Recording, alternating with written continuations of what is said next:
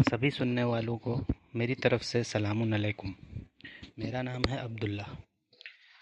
आज से मैं एक नया टॉपिक शुरू करने जा रहा हूँ कुरान के सिलसिले में, जिसमें सबसे पहला टॉपिक मैं जो शुरू करने वाला हूँ उसमें मैं इन बातों पर रोशनी डालूँगा कि कुरान को समझने के आखिर कुछ चंद रूल्स जो हैं वो क्या हैं।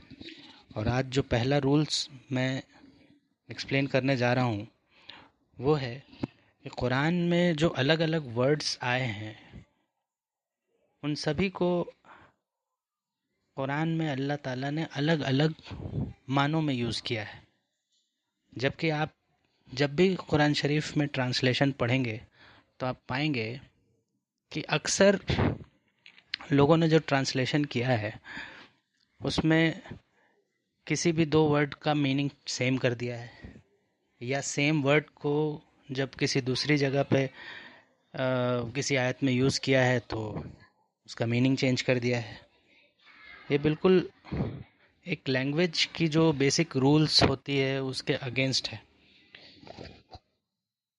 आप दुनिया में किसी भी लैंग्वेज में गहराई से रिसर्च करेंगे तो पाएंगे कुछ वर्ड्स सिमिलर तो हो सकते हैं, लेकिन फिर भी कुछ न कुछ हल्का फ़र्क ज़रूर होता है। ये सच है कि सिनोनिम्स या पर्यायवाची शब्द हर लैंग्वेज में होते हैं, लेकिन वो सारे अलग टर्म्स उस चीज़ की अलग अलग क्वालिटीज़ या प्रॉपर्टीज़ के बेसिस पे दिए गए हैं। ये किताब जिसको हम कुरान मजीद के नाम से जानते हैं, अगर ये दुनिया के बनाने वाले ने उतारी है तो इसमें कोई शक नहीं होना चाहिए। कहीं से भी इस तरह की कोई कन्फ्यूजन का कोई स्कोप नहीं होना चाहिए।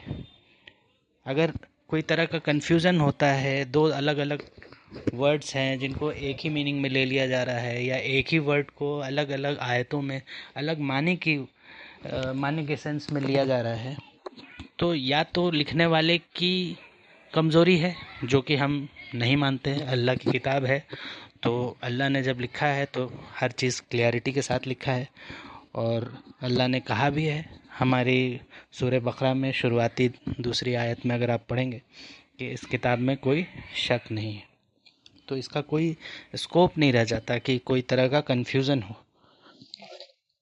तो सबसे पहला रूल जो है हम लोग को ये बना लेना चाहिए कि इस तरह की कोई कन्फ्यूजन उसके कलाम में हो ही नहीं सकती। और दूसरी बात, अगर एक वर्ड कुरान में किसी ख़ास मतलब के लिए यूज़ किया गया है तो हर जगह उसका एक ही मतलब होना चाहिए।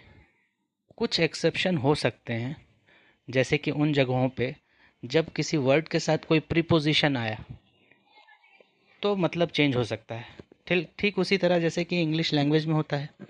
जैसे आप ब्रेक वर्ड ले लीजिए, ब्रेक का मतलब होता है किसी चीज़ को तोड़ना, लेकिन जब आप उसको प्रीपोजिशन के साथ यूज़ करते हैं, जैसे breakup, break in, break out, break through, तो आप पाएंगे कि उसका मीनिंग चेंज हो रहा है। तो इस रूल से ये रिज़ल्ट ये निकलता है कि जब भी कुरान को आप पढ़ें तो गौर करें कि क्या किसी वर्ड को एक ही मानी में ट्रांसलेट कर दिया गया है।